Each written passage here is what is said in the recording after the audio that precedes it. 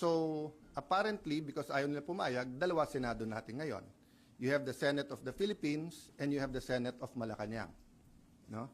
So, yung Senate of Malacanang had the hearing kanina and you have two Blue Ribbons Committee. Yung isa ay Committee de Absuelto na ang kanyang main work is paano i-absuelto yung mga high officials ng ating bansa at yung isa naman na seeking the truth. So am I saying lahat ng sabihin ng 18 ex-Marines ay completely true? No. What I'm saying is nga, give them a chance. I heard they have other evidence, including videos.